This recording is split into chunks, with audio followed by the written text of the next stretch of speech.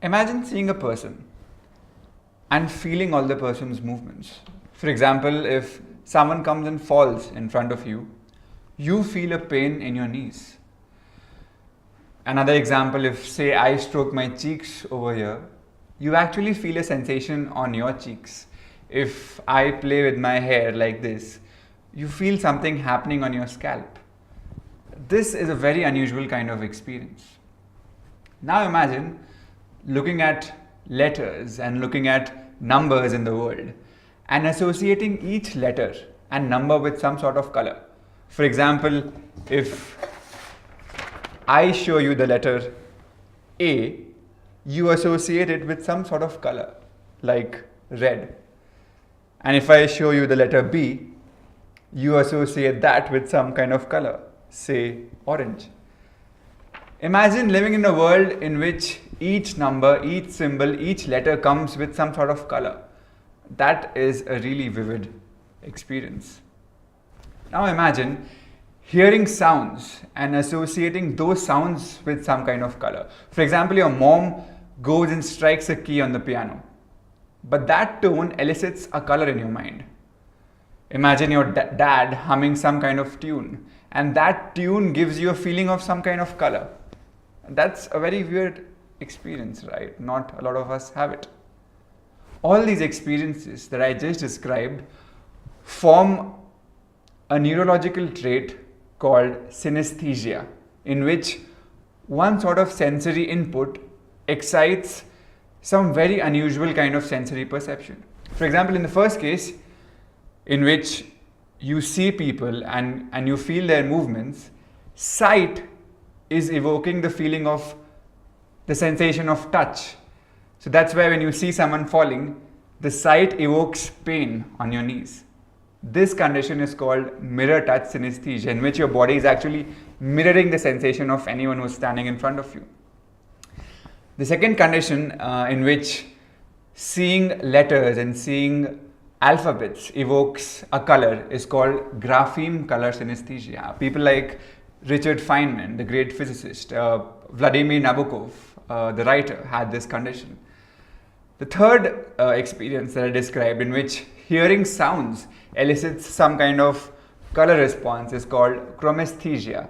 And a lot of musicians, for example, Kanye West, Hans Zimmer, Billy Joel, have this condition.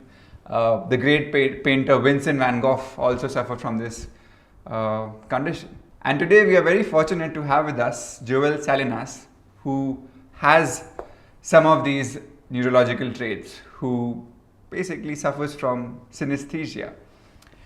And what's special about Joel is that he also happens to be a doctor. So he is Dr. Joel Salinas. He is a resident neurologist at Massachusetts General Hospital, and he is also an instructor of neurology at the Harvard Medical School.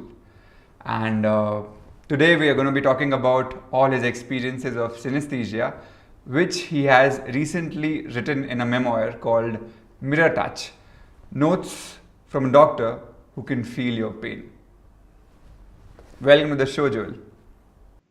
Oh, my pleasure. Tell us something about yourself.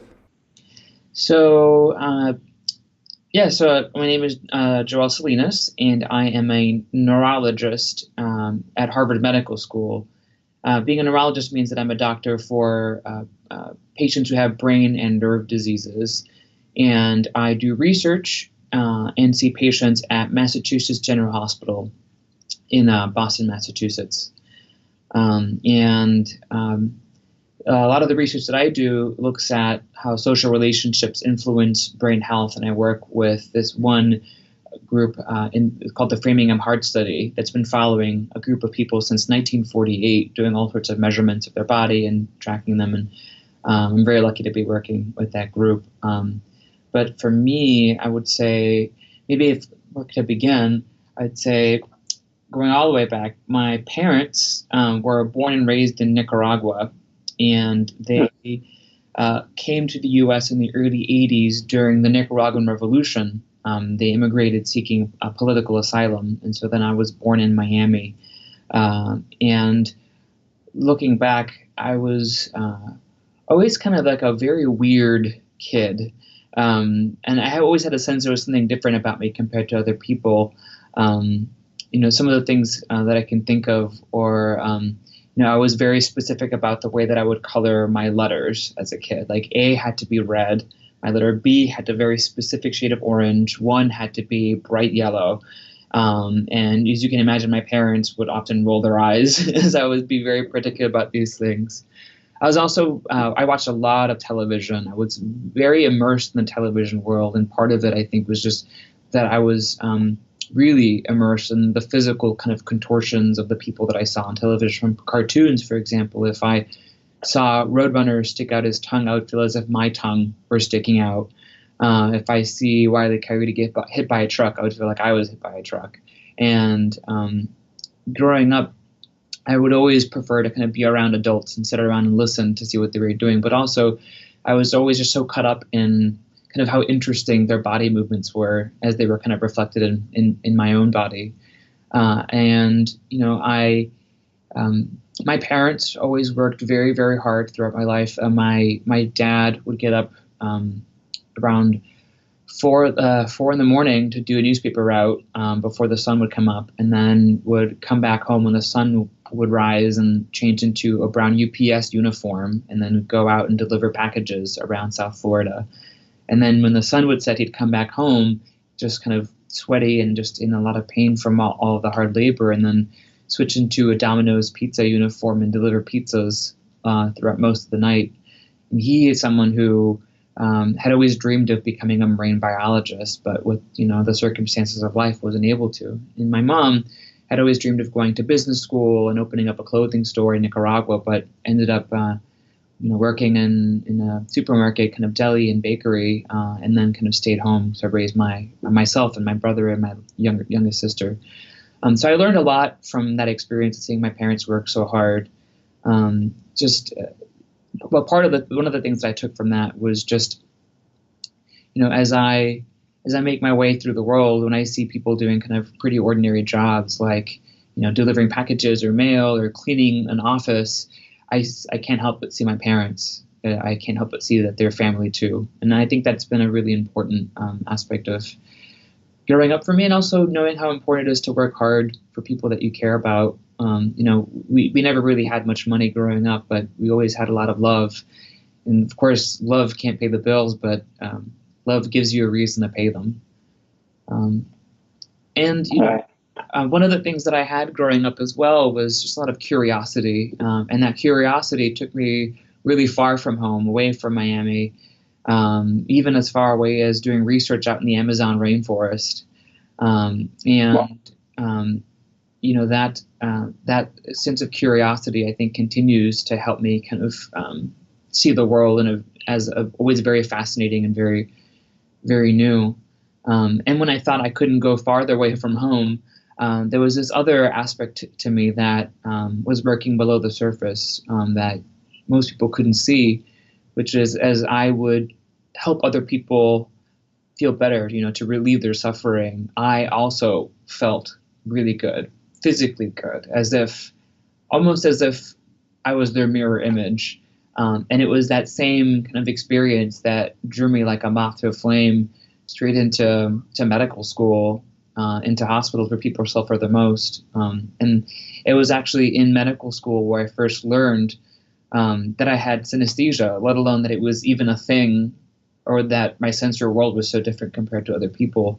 I remember I learned about synesthesia in my first year of medical school. I was doing a medical mission with a group of medical students out in India. We went to Gujarat, and one night we were all kind of sitting around talking about the health benefits of meditation. And one of the medical students who had a background in neuroscience kind of chimed in and said, "Oh, did you all know that there's this group of people who see colors and sounds and letters, and they have an easier time getting into these deep meditative states?" And I was struck by that. It seems strange that he would mention that. And so later on that night, I confronted him. I said, "Hey, you mentioned that this group of people that see colors and letters and numbers and sounds, and why would you mention that? Everybody has that." And And he kind of looked at me and said, no. And that was that moment of realization that kind of my sensory world has been so different. And that kind of is one of the things that really started my journey to learn more about synesthesia, and learn more about myself, essentially. And it's just kind of driven my curiosity about the brain and what makes me and you. A couple of years after I began to learn about synesthesia, actually, I should say that synesthesia, one, it's like not the easiest word to spell or pronounce at all. In the UK, it has like an extra A in the middle of it, so it sounds like synesthesia almost. But it comes from two roots. One is syn, and the other is aesthesia. So syn means to bring together, and aesthesia means sensation. So synesthesia is essentially this experience of the senses kind of blending together almost. Someone with synesthesia might experience sound or images when they hear sounds, for example, or taste with textures or other kind of exotic combinations. About 4 out of 100 people have some form of synesthesia. And some of those people include people like the physicist Richard Feynman, but also musicians like Tori Amos, Stevie Wonder, Billy Joel, Pharrell, Lady Gaga, Lord.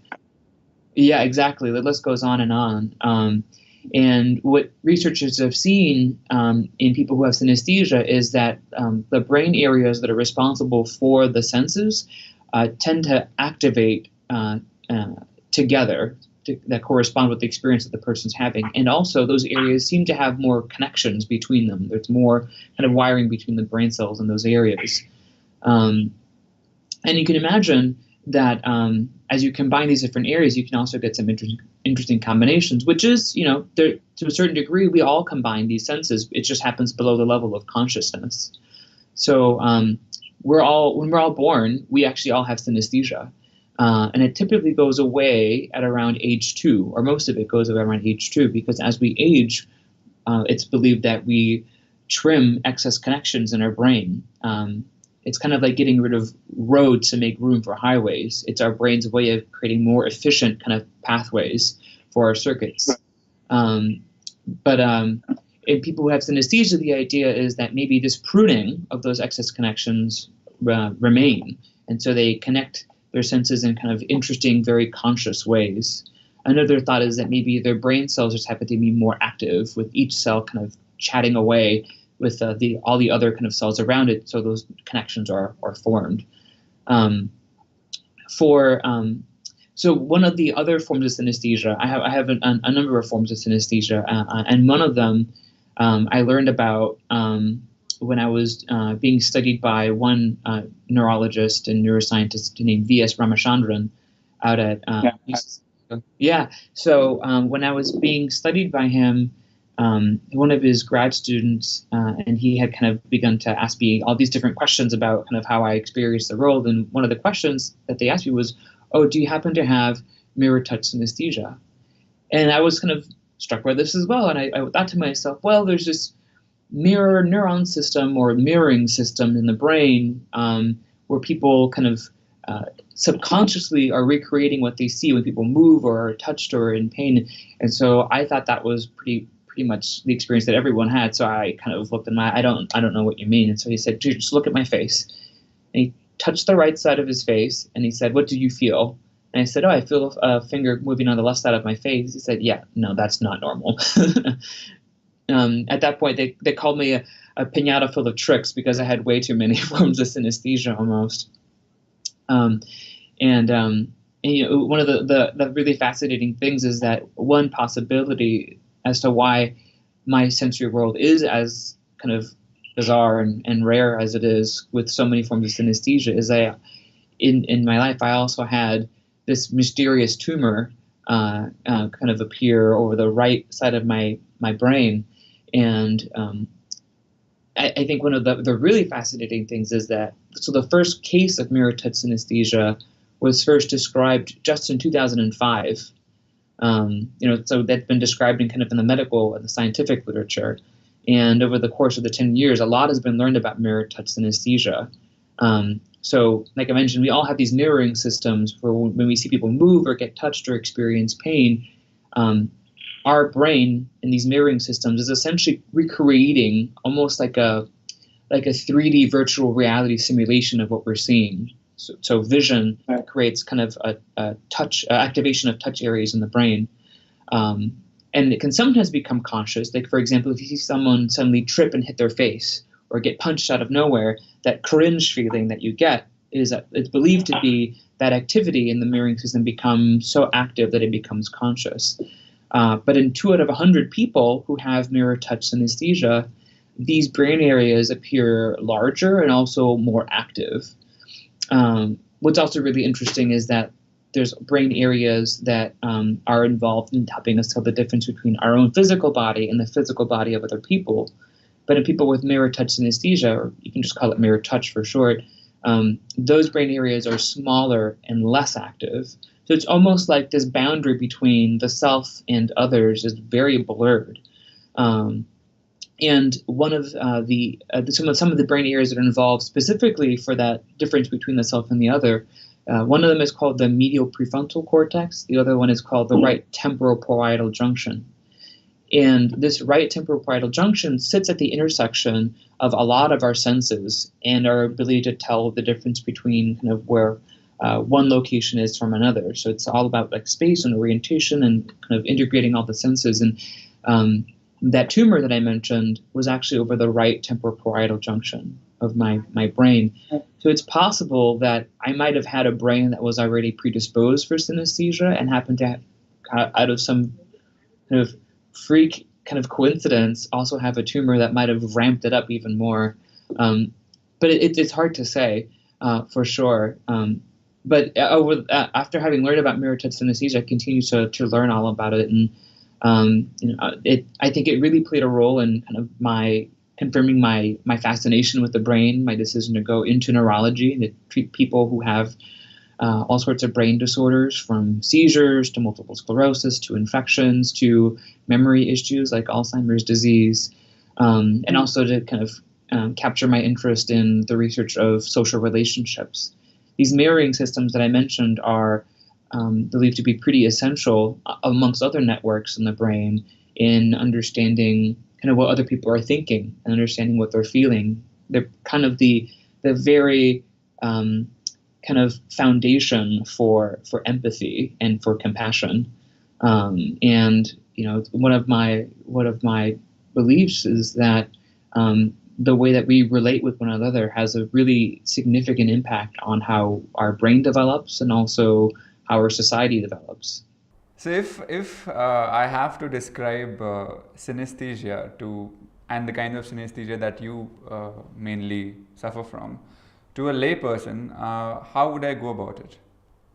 You could say, so synesthesia, you could say, is all the senses, different senses mixing together.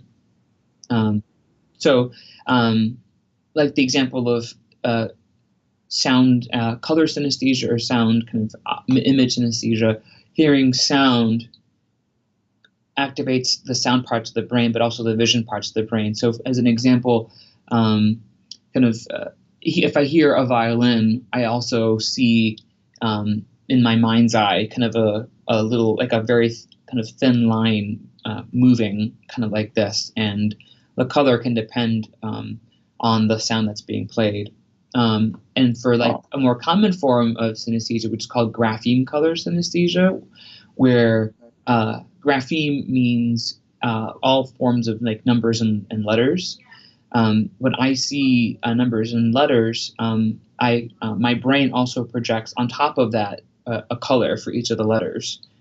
So I have some. yeah, so the A is red. Is it more like this? Yeah, it's almost like there's a red laid on top of it. Like I see the black, I know that the black is there, but in my brain it also projects this like a red over it. That's a light orange. All right, I think I have that light orange.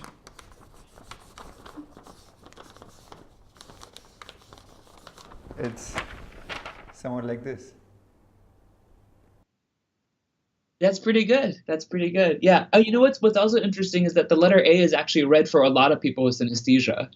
Um, yeah. So there's something developmental that's a part of it. So um, the color letter association that's made usually forms sometime between age 4 and age 7, which is when a lot of those brain networks that I mentioned really consolidate themselves. So it's believed that maybe there's some degree of exposure that happens either from kind of the environment with the people who are talking to or something that they see. There's one interesting finding where this one researcher named David Eagleman, he's collected a lot of the number color associations for lots and lots of synesthetes. Synesthete is the name for someone who has synesthesia, and saw that there's a group of people that have a lot of the same numbers and colors. And it just so happens that they were all born around the same time. And around the time that they were kind of like around 4 or 7 years old, Fisher Price had a set of colored alphabet letters, magnetic alphabet letters. And yes, and there's a lot of overlap between the colors of those magnets and the colors that the people have. So it's like there's like almost like a permanent connections that last for forever in this kind of weird way. And I think another fascinating thing about synesthesia is that it looks like there may be some potential overlaps with a lot of conditions that people have, like autistic spectrum disorders. People with autism, especially the high function people with autism, typically have, or they're more likely to have some forms of synesthesia, including kind of some of the sensory kind of mirror sensory experiences. But you'd also see it in people who have ADHD and other things, and it's possible that this is all part of like a larger spectrum of things related to how our brain forms connection early on in life and then throughout the rest of our lives that have some overlap. There may be some kind of minor genetic overlap in all those experiences. So what happens if there's some kind of conflict? For example, if I have an A in a green. Yeah. Yeah, so there's a dissonance there. It's almost like it's almost like a little bit of nausea because it's just because it's not the right color. Like to me, that is not the right color. But someone who has a green A, who has synesthesia and has a green A, it's perfectly normal. There's actually math is an area where people with synesthesia might have some difficulty with if they might be a little slower. For example, if the colors or the numbers that they're working with don't necessarily match up. So one researcher out in Australia actually created a calculator where he made the numbers the same color of the person who's using the calculator, and they report having an easier time using the calculator and doing math when the colors match up with their actual with their colors. It looks like they may have been a little bit faster, and also that they reported just feeling better as they were doing it. And it's possible that all those things kind of came together to make it a better experience for them. And one other thing that can make math difficult, or in particular for me, like arithmetic is very challenging, and I've had to figure out my own ways around it, because another form of synesthesia that I have is called ordinal linguistic personification. So the ordinal in that word means kind of number or rank, linguistic, so kind of the rank words, and personification. So there's a peopleifying of it. So basically, all of my numbers in the letter, but especially my numbers, they don't just have colors tied to them, but they also have personality traits. Like my numbers are like people. So number 3 for me is not only kind of like a purplish color, but also it is a very humble number that doesn't like to let on how talented it is. The number 2 is a more feminine, very maternal red number. And for me, when I see like something like 2 + 2, for example, to say that 2 + 2 = 4, where 4 is a very calm, passive blue number, it doesn't make sense, because to me 2 + 2 is just 2 feminine, maternal numbers. It's like becoming a crowd. And that ordinal linguistic personification also works in reverse. So when I meet people for the first time, there's first kind of, like if I were to kind of stretch out kind of like the couple seconds that I meet somebody, there's initially kind of a color association with them, what some people might call an aura. And then it's tied to, that color is tied to the number or numbers. And then over time, that person gets more and more numbers associated with them, which tie to kind of the personality and characteristics of who they are. So for example, a friend of mine from medical school, when I first met him, he was a great big turquoise 7, very kind of awkward but endearing. Also number 4, kind of the passive and calm friend, and 6, which is kind of a weird green. And over time, as I gathered more kind of like data points, kind of like a scientist, that set of numbers turned almost to like a mosaic of numbers and colors until he was essentially this kind of sea green kind of lake in a gray crater. And that was just all these numbers that kind of came together to create that image that was tied to him. Tell me something about your mirror touch synesthetic experiences. About so if I was reading, if I move my hands on my cheek like this, you're feeling something on your cheek right there, and if I pinch my nose, and I don't want to trouble you too much. Yeah, it's totally fine because it's all the time.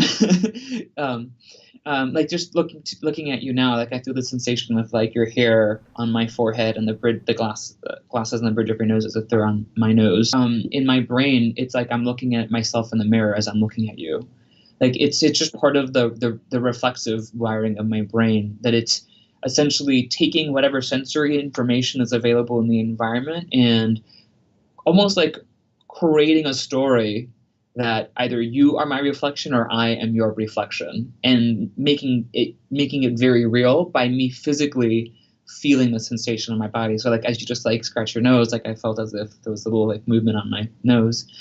And as an example, it's like when I walk into the hospital, I might see a woman kind of sitting in a wheelchair. And I'll feel the sensation of the vinyl of the wheelchair on the back of my thighs. A hospital volunteer might be holding the wheelchair and leaning to the side, and I would feel the muscles in my body contracting as if I were leaning to the side, and I'd feel kind of the glasses on his nose as if they were on my nose. I'd see a security guard and the kind of coiled plastic earpiece on his right ear. I would feel it as if it's around my left ear. And as I go into kind of the main coffee area of the hospital, I'll see nurses, therapists, patients, all sorts of people. And as my eyes surf across them, it's like surfing across channels where the sensations in my body are constantly just kind of changing and moving. Or like I'll walk up into the line, in front of me there'll be a woman holding a baby on her shoulder, and I'll feel the weight of the baby on my shoulder. And I'll feel the movement of her torso. She goes from side to side as if my torso is moving from side to side. And as I look at the baby, I feel the roundness of his face as if it were my face. And if the baby smiles, I'll feel a smile on my face. And then I can actually smile and realize the experience.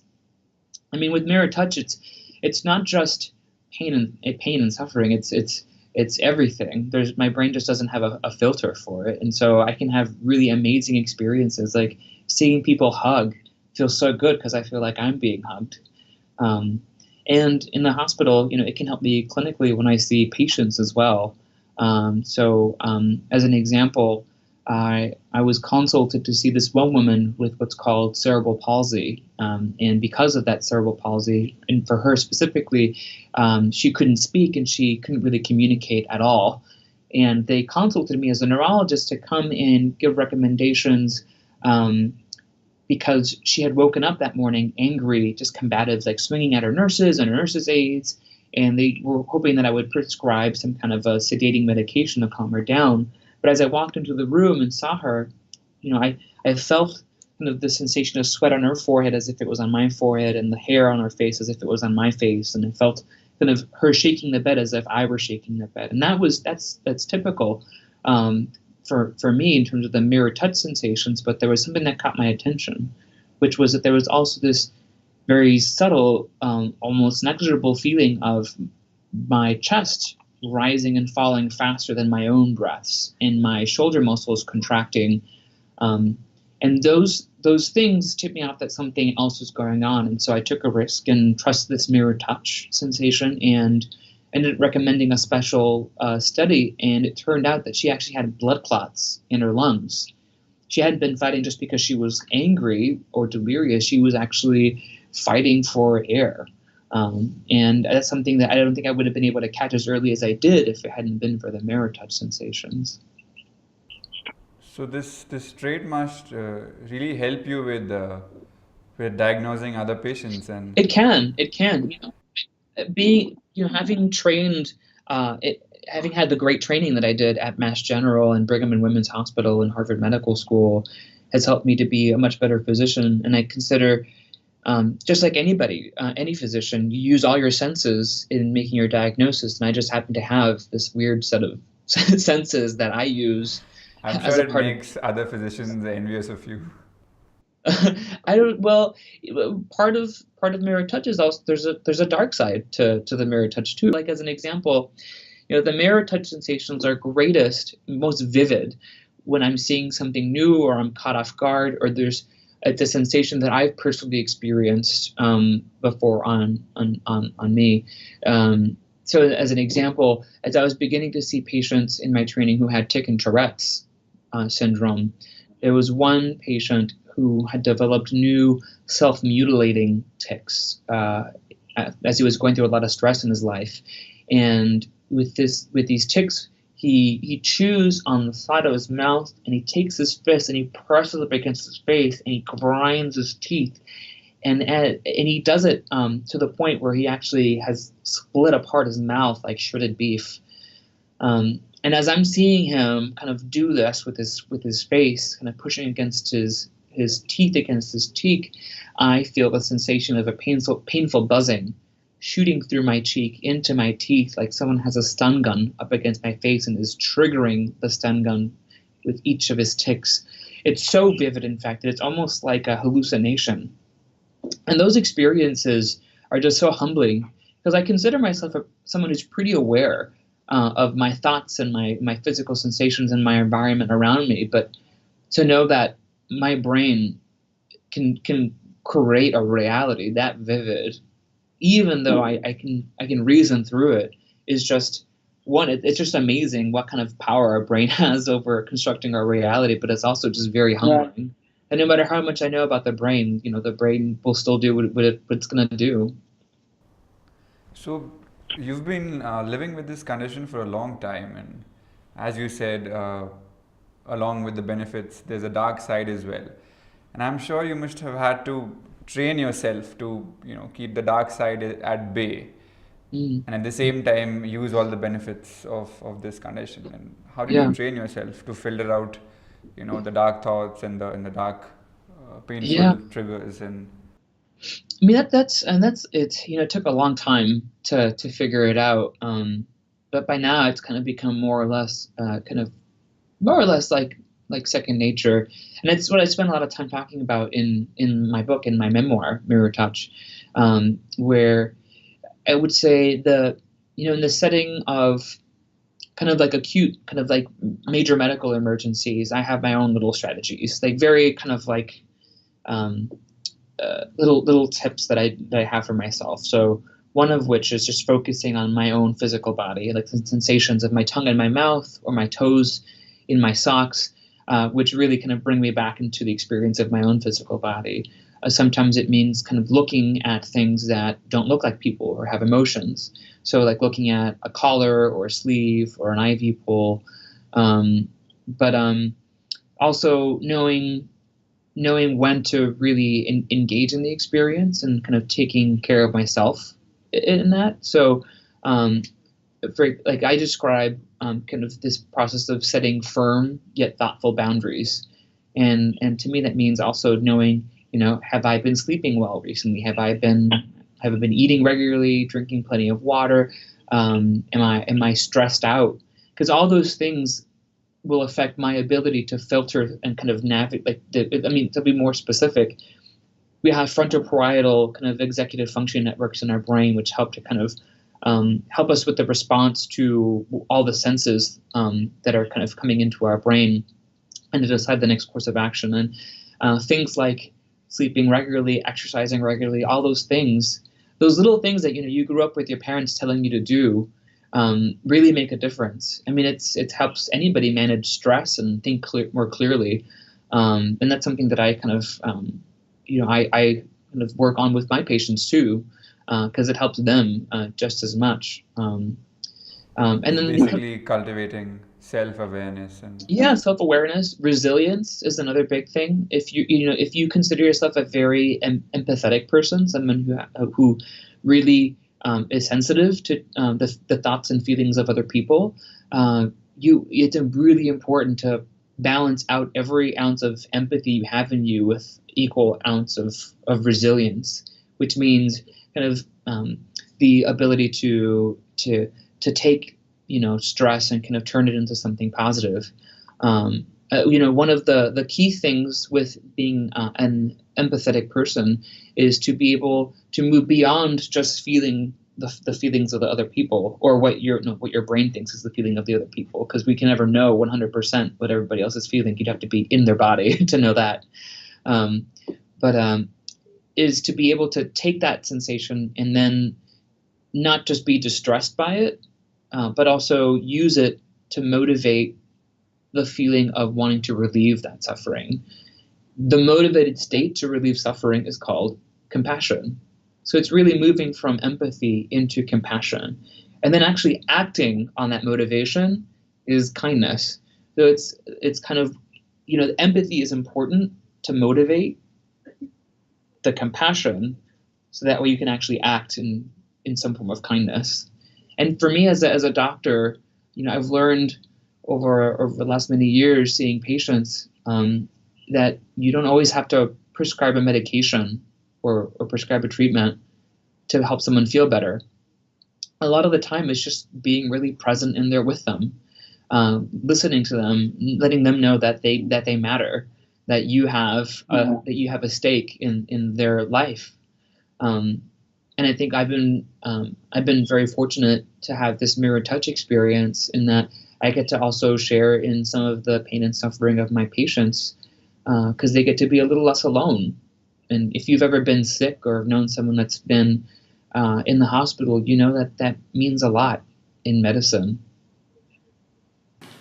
Right. So is that one of the reasons why you chose medicine as a profession, to sort of alleviate your own pain that you saw when you saw people in pain?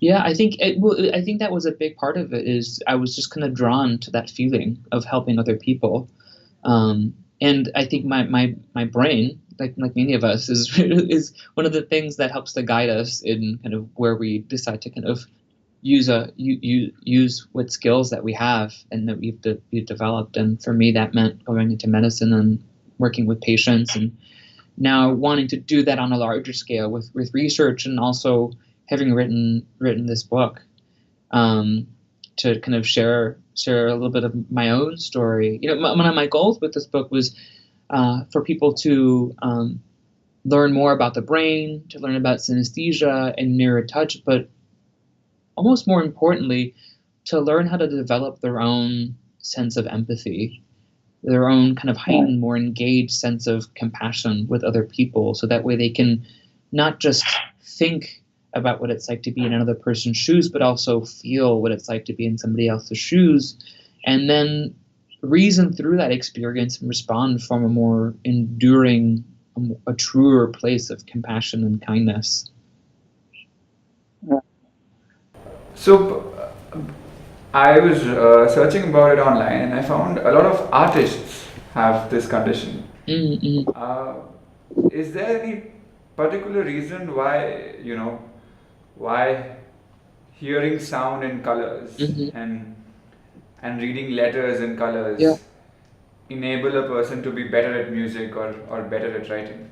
Yeah, that's an interesting question, in that there's a couple of things worth noting. So in scientists trying to figure out how many people have synesthesia, the numbers are kind of all over the place, depending on what study and what group of people they're looking at. One study was polling people in an art museum, so you'd expect that people in an art museum would already be interested in the arts.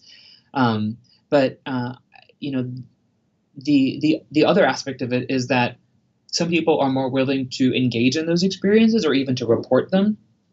And often in kind of, especially in kind of synesthesia research, women are more likely to report having those experiences than men are, and artists are more willing to report having those experiences. So you can find it in just about anybody. But synesthesia does allow artists and musicians to share kind of a really fascinating, new and unexpected world with other people, which can be more provocative and can help a lot. One of the things that has been seen as kind of potential benefits of having synesthesia is that people with synesthesia typically have better memory function, specifically to things like words and images, compared to people that don't have synesthesia. They score higher on tests of mental imagery, so kind of imagining things in their head. And also, people with synesthesia don't necessarily create more creative work compared to the people without synesthesia, but they have better creative thinking. So they can generate a lot of ideas and can generate very interesting ideas, but they need the skills of an artist or a musician to be able to be kind of this like extra talented person on top of that. Right. Because when I was reading your book, I kept on wondering why you weren't an artist, because the sort of descriptions you gave about. It's funny that you mention that, because I find myself being drawn. I've always been really drawn into the world of like the arts ever since I was a kid. I mean, if you go back to like my childhood, I was always kind of coloring and kind of doing music stuff in all sorts of weird and interesting ways. And even writing. Like I never imagined I would write a book. But throughout elementary school all the way up through college, people would constantly encourage me to write professionally. But then I went into medical school and I kind of put that to a side to focus more on like technical, like very dry scientific writing and learning how to take care of patients. And it was only until in the last couple of years where it seemed like almost there was a sense of urgency for me to share my story, that I decided to sit down and share it and write about it. And one of the things I added to that was that by then there had been enough research done in synesthesia that I could feel comfortable sharing that story. It's a story that I couldn't have shared without bringing synesthesia into it, because it's such an important part of how I see the world, experience the world, and respond to the world. I still remember sitting down in front of a computer with like nothing to just start writing, and thinking to myself that I have zero training in writing. How could I possibly write a whole book? And then I thought back and realized that actually throughout all of my clinical training, I'd been writing the entire time. I've written so many patient notes, just reams and reams of patient notes. I could fill a small library with the number of patient notes that I've written. Plus, I had a whole treasure trove of all beautiful and tragic experiences in my life, from having a full-on dance-off with a voodoo shaman in Haiti, to a mysterious tumor in my brain, to a devastating 70-mile-an-hour car accident. And by the time I was done writing the first draft of the book, it was the length of 2 books, which, is now 1 book. But it was, the whole process is just pretty incredible to be able to put it together. My synesthesia, it interestingly played a very significant role in how I communicated through the book. So some people may be able to appreciate it or not, but like I was very meticulous about every single word and every sentence, in that the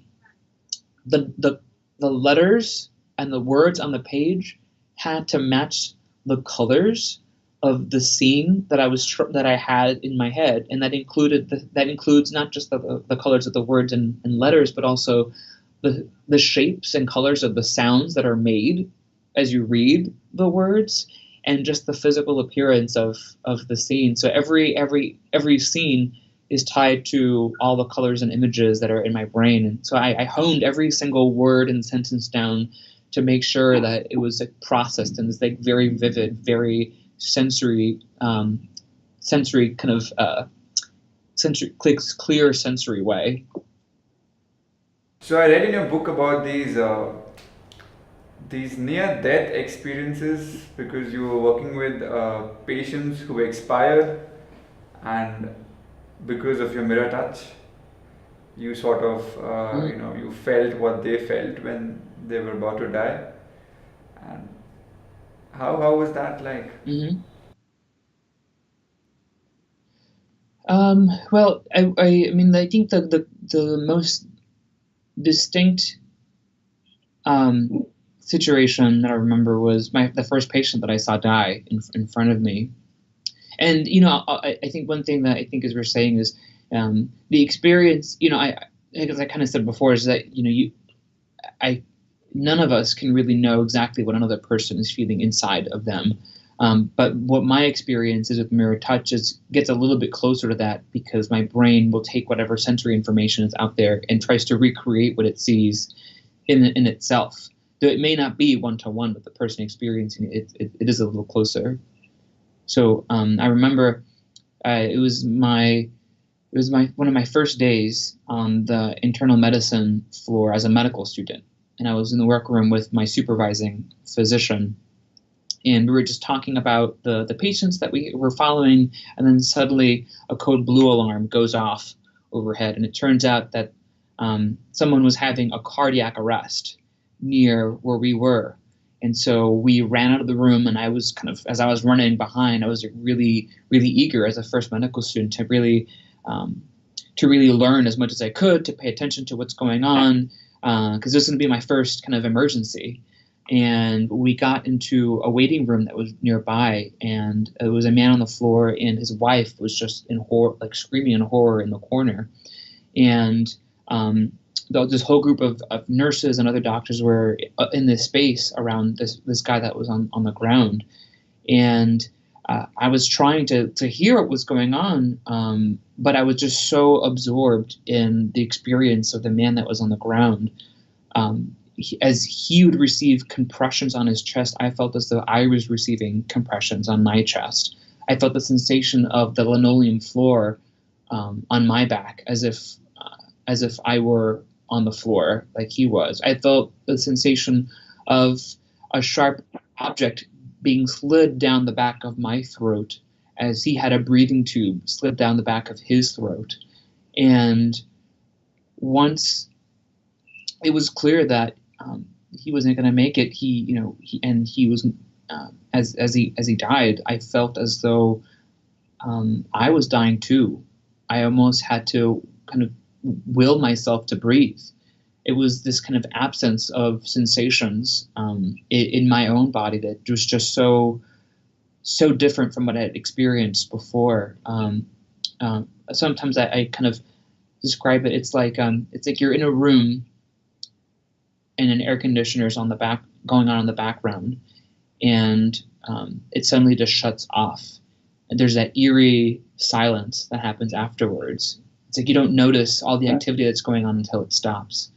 And at that point, I just had to step away, and I went into the nearby bathroom, and I threw up in the toilet, and just kind of spent a while looking at washing my face and looking at my own physical reflection to try to get back into my own body, to remind myself that I had not died, even though it felt as if I had died, and kind of get myself together. And it was at that moment that I realized that I was going to have to figure this out for myself if I wanted to really take care of really sick patients, really sick people.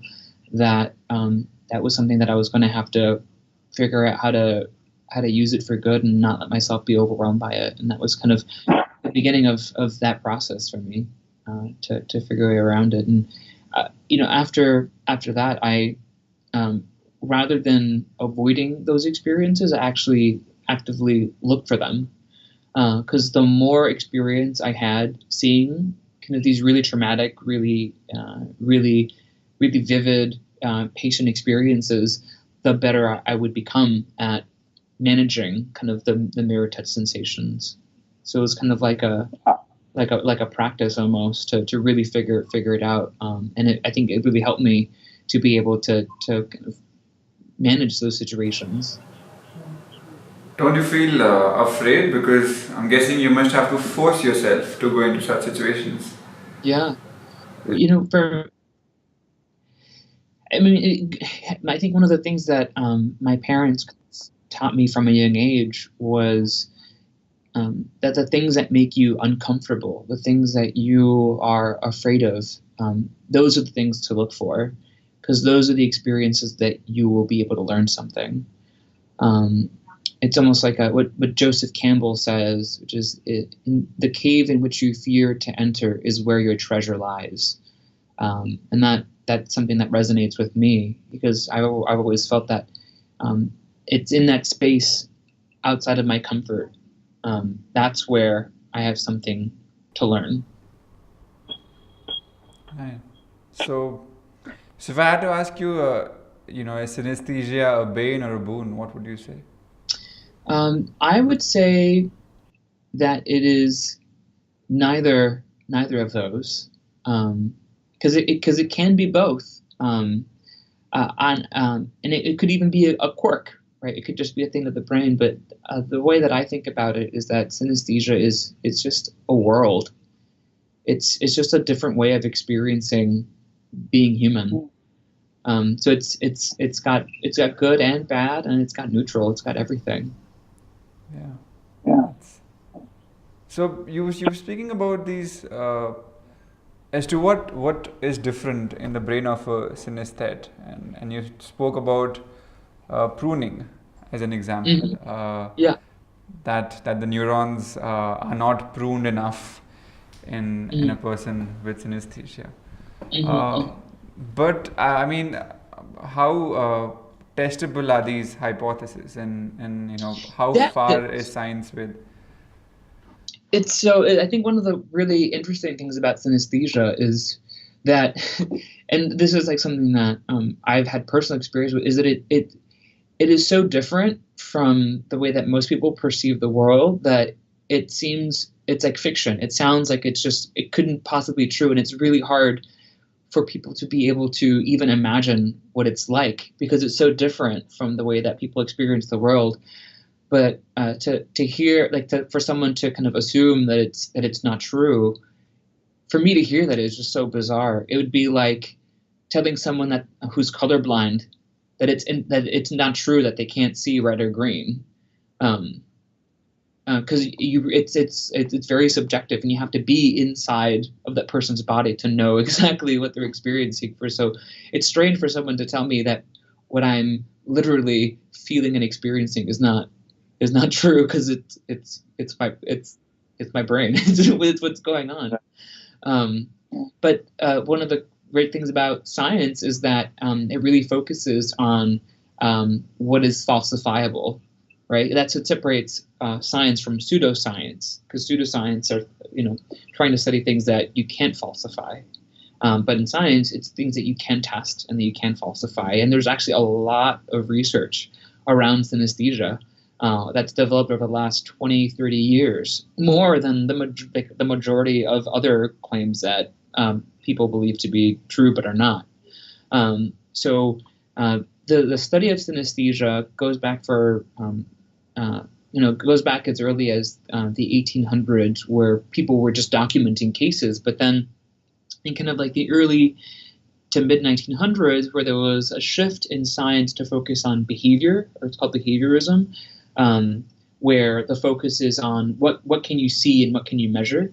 The interest in synesthesia kind of went away because it was a subjective experience.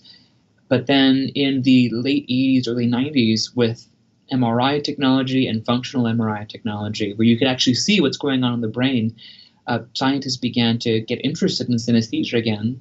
And some of the things that they were finding was that if someone saw colors in numbers, for example, you would see an increase in activity in both the number letter recognition part of the brain and the color recognition parts of the brain, and they had more wiring or more connections between those areas, and that led a lot of validity to it. And there's been tons of studies now looking at tests of consistency that you really you cannot falsify. I mean, it virtually cannot falsify.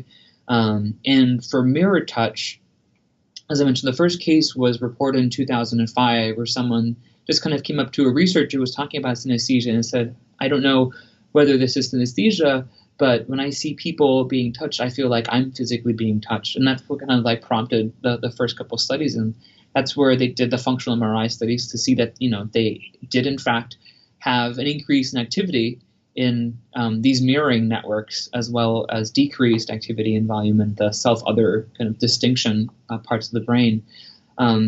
If you were to just kind of go out and survey a group, like the population, say, do you have this kind of mirror touch experience, this mirror touch experience, this mirror touch experience, you would have people who score high enough on those surveys that you find that about 10 in 100 people have mirror touch. But once you bring them into a lab, that number goes down to 2 in 100, where the testing is done by what's called a visual tactile congruity task. And what that is it's a task where essentially, as the participant, like let's say, like let me describe my situation. So I think I have something like I sat. Is it something like this? Oh, that's different. So that is more for pop out. So as I'm looking at that, I see like the red A and the orange Bs. Oh, what's more? Is it A or B? I think it's more red than orange. Yeah. I got that from your book. Yeah, that's good. That's good. Yeah, so that the pop out is one of the things. So like, in a pattern like that where there's a shape drawn out with like the opposite like number or letter for a synesthete, there's the added color that adds to that. And for me to make those approximations, like as I'm looking at that, it's like I wouldn't have the time to be able to count each one and then figure out, like all I can go off of is like what looks more, does the sheet of paper look more red than orange? So it's tasks like that, things that you, as the participant going into it, you wouldn't be able to fake really, unless you've experienced it and like practiced it over and over again. And for like mirror touch, it's like what they do is you have like these little thing called tappers taped to your face, and the tappers will create like a little sensation, like a little light touching on the right cheek, the left cheek, or both. And I watch kind of a screen where there's a face of somebody, and in that screen there's someone who's being touched on their face, right, left, or both. And what I'm supposed to do is say whether I'm feeling that I'm physically being touched by a tapper, left, right, or both, as I'm watching this person in front of me. And in someone who has mirror touch, it takes you a lot more time. It takes you a lot longer, and you make a lot of more errors compared to people that don't have mirror touch. Because if I get touched on my right side, but I watch somebody get touched on both sides of their face, I'm going to say that I was touched on both sides of my face, because there's that phantom feeling, and I can't tell the difference anymore between what's real and what's not in those situations. And so that's why it really can't be really faked. And there's been more and more kind of that functional MRI and kind of structural MRI imaging work that really supports a lot of this. This is why I think it's like truth is stranger than fiction. There's like no way around it. Like even I felt really uncomfortable talking about it with people, because the first reaction I assume people would have is that I was lying or that I was insane.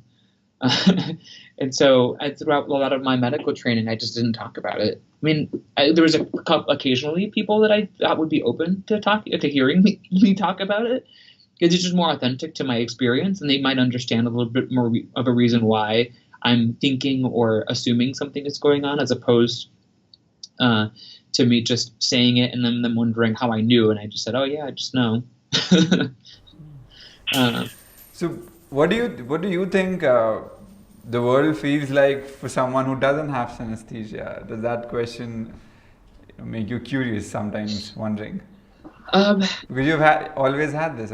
yeah, I mean, it's always been my experience. So I don't know that I would be able to know exactly what people experience that don't have synesthesia, because I've always assumed that what I experience is what they experience. But I imagine, huh.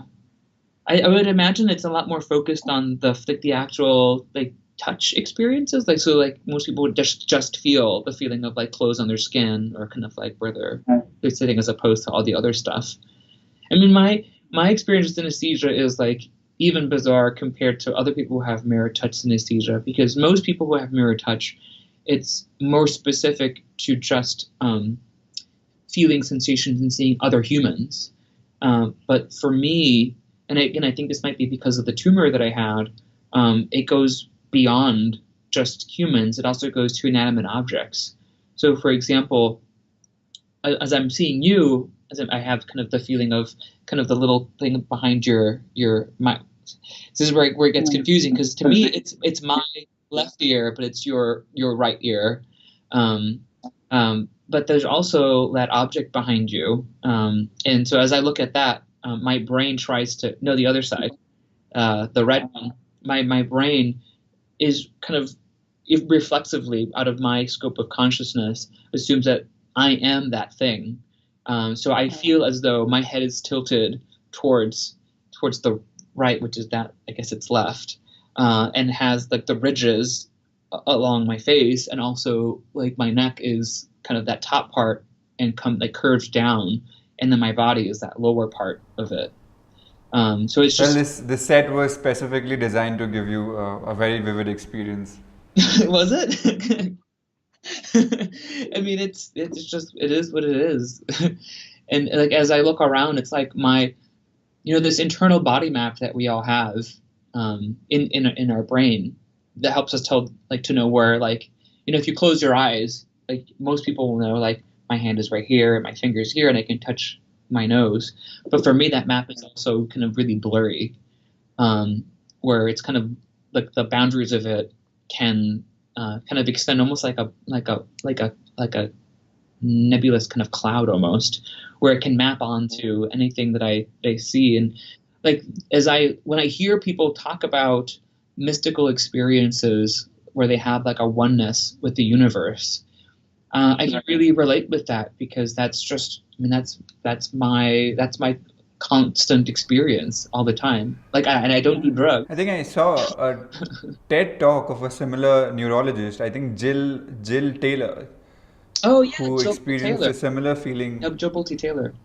Yeah, Yeah. she had a right hemispheric stroke, and it's a left hemispheric stroke, and she had this experience of oneness with the universe. And again, I think this might be my synesthesia plus this tumor that I had over my brain that's kind of given me access to that experience. And I can completely understand. Like I can really relate with that experience, that mystical experience of oneness with the universe that people can talk about. And again, it's something that I don't mention very often, just because it raises eyebrows, and I'd rather just part of me would just rather kind of keep quiet and not be bothered about it, and just enjoy it for myself as part of my own private world, rather than talk about it. But I think as people have heard my story, people would email me and send me letters and send me messages saying thank you for sharing it, which has really encouraged me. I mean, I had this one guy who sent me a really lovely letter saying that he's older and he has terminal lung cancer, and he was writing thanking me, saying that he had similar experiences, and he was so grateful that he could live long enough to have a name for what it was, and then thanking me for sharing it. And just like a few weeks ago, I was giving a talk somewhere, and someone came up out of nowhere and said, "Thank you for writing your book. It really saved my life." And then she just kind of, I mean, I like gave her a hug and I thanked her, but then she just kind of walked away, and we never said much more after that. But it's just something amazing to hear from someone. And I think, I don't think I'll ever know whether this synesthesia or this mirror touch that I have is really meant for something really, really big. But, to have had a positive impact on at least one person makes it completely worthwhile. Is there anything else you want to tell us about your book before we wrap this segment up? I would just say that, again, I think my hope is that as people read the book, that they'll learn about the brain and about mirror touch, but also to kind of develop and become very engaged in their own experience of empathy, to reason through it, and to become more compassionate and kinder, to kind of own and develop their empathy as their own superpower, that's completely theirs and can help themselves and also the people around them. Can you cultivate this kind of empathy? I mean, is it possible to just... Yeah, I mean, the brain is an amazing organ that lets us to cultivate any human experience, and empathy is one of them. There's actually been really great research done showing how those brain networks are involved in your experience of empathy. So, for one, if you were to look at brain activity when you see a video of yourself being touched or in pain or moving, that those mirroring systems are much more active than if you were seeing a friend or a family member. And that mirroring system is the least active when you're seeing a stranger or someone that doesn't physically look like you. So the kind of the default amount of activity is greatest for whatever you feel most related to, which might be a reason why it's harder to empathize with people that you don't relate with, that don't physically look like you, that you don't feel like there's a connection between you. But what's great is that this hardware and software of our brain is very wet. It's very plastic. It's constantly changing. And with little interventions, we can feel more self-related to other people that we wouldn't normally. So as an example, there's virtual reality experiences where if you appear in this virtual reality world in the skin of somebody that doesn't look like you, and you kind of look at yourself in the mirror and you see that you're this other person, after that experience, you're more likely to have positive thoughts toward people that don't look like you. And even simpler and even easier, meditation. So there's one study done out of University of Wisconsin where they looked at it was called metta meditation, a loving kindness meditation, where the focus of the meditation is thinking about really like trying to experience the pain and suffering of other people and then wishing them well, kind of imagine yourself relieving their suffering. And what they saw is just doing that for half an hour every day for 2 weeks, just 2 weeks, the connectivity in their brain changed, where the social perception parts of their brain became more connected with the reward and what's known as the reward and reinforcement parts of their brain. So it's almost like the expectation of there being more good out of helping other people, out of seeing someone distressed, was increased, and those people also became more altruistic. And it's not like, do you feel more altruistic, yes or no? They actually did tests, and they saw that their behavior was more altruistic after doing that for just 2 weeks. And I think just being more engaged and thinking about what it's like to be in another person's shoes and what it feels like to be in their shoes, and kind of responding to that by asking yourself more questions, asking them more questions, thinking about how they also had parents or they also had a childhood, and how you could overlap, or how similar something that they've had. I mean, we all hurt, right? We all have had pain. We've all had really traumatic experiences, and thinking about those things helps us to see ourselves and others, and for them to see us, themselves and us. I think that is I think we need better brain connections for our species to continue to thrive and evolve. But I think we also need better human connections too.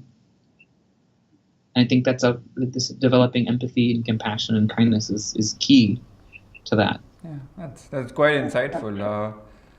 You mentioned in the beginning of the interview that you've been to India, and Yeah. how was the experience with the colors and the chaos on the road and Well, it reminded me a lot of my parents' home country in Nicaragua.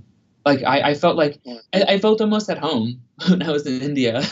I would love to go back. Yeah, I was in Gujarat and spent some time in Disa, and also in Radhampur. I went to like the Gandhi Lincoln Hospital there, and seeing all the colors and all the people, like it just when I'm in those situations where there's so much going on, I think one thing to be clear about is that I'm actually quite different from the majority of people who have mirrored touch, in that I consider myself one of the lucky ones where I was able to kind of leverage this mirrored touch experience to harness it towards kind of my professional life and towards helping other people. Because a lot of people who have mirrored touch have a really hard time with it. There's this one woman who has essentially become a shut-in, where she doesn't really leave her house. She doesn't even own a dining room table because she can't stand the sight of seeing other people eat. And other people with mirrored touch, while they might not be housebound, require long periods of isolation to kind of offset these overwhelming experiences.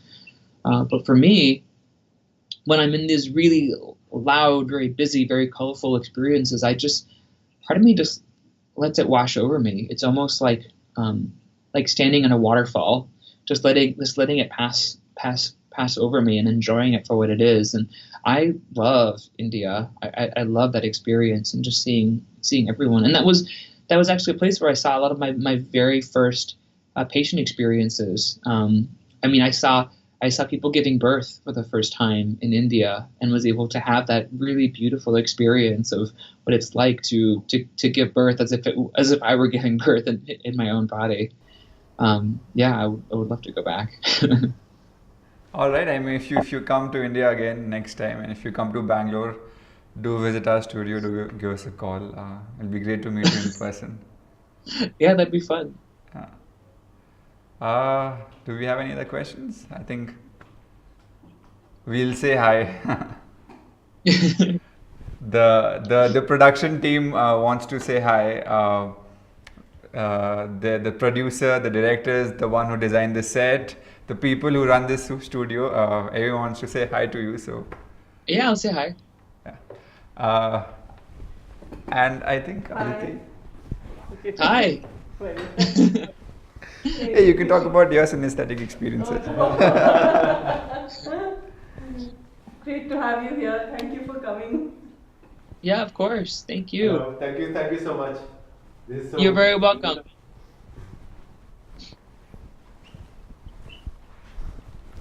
All right, see you. I'll send you the link of your episode once it's out and edited. Okay. It was great Perfect. talking to you, and I hope I can see you in person sometime. Great. Yeah. It's nice meeting you. And I look forward to the thing. Bye bye. Bye bye.